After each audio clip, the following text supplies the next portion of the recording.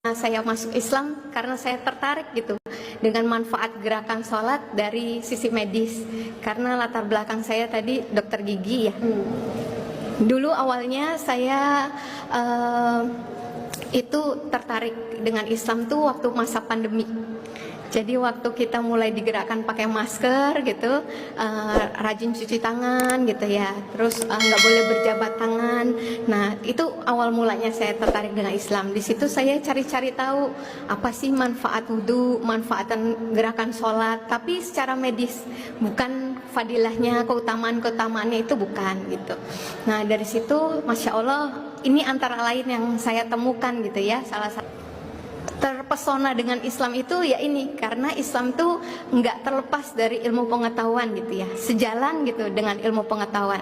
Anak-anak juga pintu masuknya mereka dapat hidayah justru tertarik karena oh Islam bisa inline, sejalan sama ilmu pengetahuan gitu. Berbangga sebagai umat muslim karena bapak kedokteran modern ya, Ibnu Sina itu Islam, kemudian juga bapak ilmu bedah ya, ilmu bedah itu dunia itu juga Islam ya. Nah Al-Zarawi ya, kalau terkenalnya Al-Zarawi. Nah ya ini untuk mematahkan sebenarnya kalau Islam kesannya kayak kolot, ketinggalan zaman gitu-gitu ya, padahal sebenarnya banyak hal yang justru dipelopori, diawali itu oleh justru Islam gitu. Nah, menunaikan sholat gitu ya, ada sekitar 7 postur ya, atau 7 gerakan gitu, 7-9 gerakan waktu kita melakukan 1 rakaat sholat.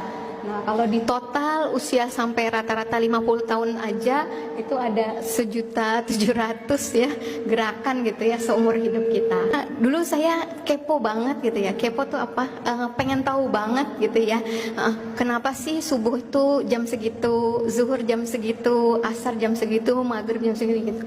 Dan ternyata masya Allah itu semua nanti ada bukunya juga itu yang saya baca, kenapa di jam segitu gitu. Nah kalau dihubungkan dengan sains nih itu nyambung, karena di alam itu ada spektrum warna.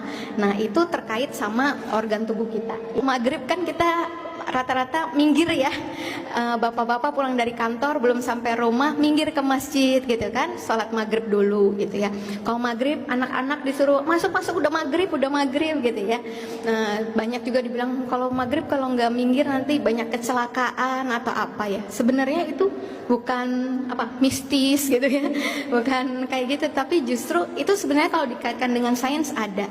Jadi di saat itu terjadi kayak ini tumpang tindih frekuensi ya di alam itu, makanya bisa mengganggu penglihatan kita. Nah jadinya makanya kenapa akhirnya pas maghrib gitu ya, kalau kita nggak minggir, nggak sholat, lanjutin perjalanan, bisa terjadi kecelakaan atau resikonya jadi lebih tinggi. Itu dari situ sebabnya gitu. Nah, kenapa bapak-bapak disuruh sholat subuhnya berjamaah ya di masjid gitu kan, itu karena itu kadar ozon paling tinggi itu lagi subuh itu Pak, lagi jalan dari rumah ke masjid gitu. Kalau sekarang baru hits ya gitu, terapi ozon, udah dari lama sebenarnya ya. Rasulullah nyuruh kita sholat subuhnya bapak-bapak terutama di masjid itu supaya bapak-bapak dapat kadar ozon paling tinggi Pak, paling bagus di jam-jam segitu. Jadi kalau tahu keutamaannya sholat subuh berjamaah di masjid itu luar biasa, ada bonusnya lagi untuk kesehatan jasmani kita gitu ya. Ya. Selanjutnya, kenapa sholat duha itu dikasih keutamaan di sekitar jam 9, jam 10 gitu ya? Karena ternyata di penelitiannya hormon stres paling tinggi Bu, namanya hormon kortisol, itu paling tinggi di jam-jam segitu gitu. Jadi ketika kita menunaikan sholat duha, insya Allah hormon stresnya itu menurun. Nah ini sebelum masuk sholatnya kan kita disuruh untuk menyempurnakan wudhu ya gitu, menyempurnakan wudhu. Dan ternyata masya Allah di wudhu ini itu waktu kita wudhu dengan sempurna itu ada sekitar 493 titik akupunktur yang terangsang ya di waktu kita pegang, kita gosok-gosok itu terpengaruh gitu. Itu ada 490 titik akupunktur. Ada yang contohnya di wajah kita itu ada 84 titik.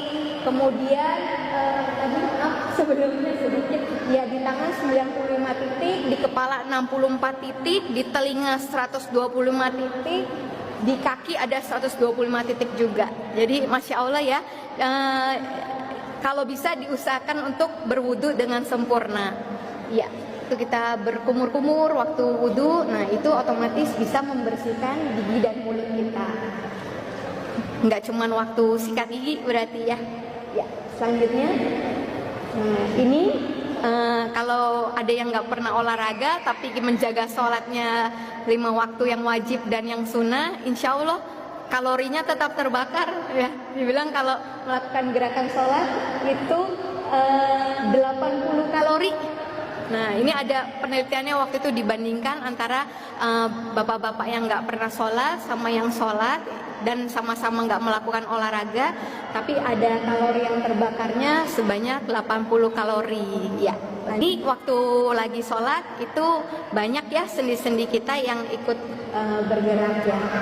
Nah ini juga kalau dilihat ada hubungannya juga. Kita gerakan sholat di sini dan waktu kita tawaf ya di Ka'bah, keliling Ka'bah itu sama, semuanya itu 360 derajat. Kalau dihitung setiap sudut gerakannya itu totalnya juga tetap 360 derajat. Ya. Ini kenapa kita kalau arah pandangan mata kalau lagi sholat ya harus ke tempat sujud, betul? Ya harus pandangan tempat sujud, fokus ya ke tempat sujud, nggak lihat kiri kanan. Itu ternyata ngaruh juga Bapak Ibu untuk kontraksi otot mata. Termasuk waktu kita, jadi waktu ruku kan agak dekat ya dengan tempat sujud, kemudian waktu sujud malah nempel banget ya.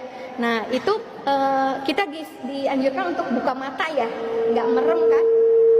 Nah, kenapa nggak tutup mata? Karena tadi buat latihan kontraksi otot mata. Jadi dari agak jauh waktu berdiri, terus ruku lebih dekat, kemudian sujud dekat banget gitu ya, sama tempat sujud. Nah itu ya. Jadi banyak hadis juga ya kalau kita sakit, Rasulullah pernah ada sahabat sakit disuruh Rasulullah untuk sholatlah gitu ya. Jadi sholat itu bisa juga sebagai obat gitu ya. Waktu kita sakit bukan justru excuse untuk nggak usah sholat deh, Allah tahu deh kalau kita lagi sakit, justru kita sholat. Bahkan kalaupun nggak bisa digerakkan, kedip mata pun bisa ya, karena Islam itu memudahkan gitu. Nah ini mulai masuk dari setiap gerakan sholatnya gitu ya. Saya nggak masuk ke fikih sholatnya ya, karena nggak ada nggak kompeten gitu ya di fikih sholat ini. Jadi mungkin sedikit sharingnya justru di manfaat secara medisnya. Ya lanjut.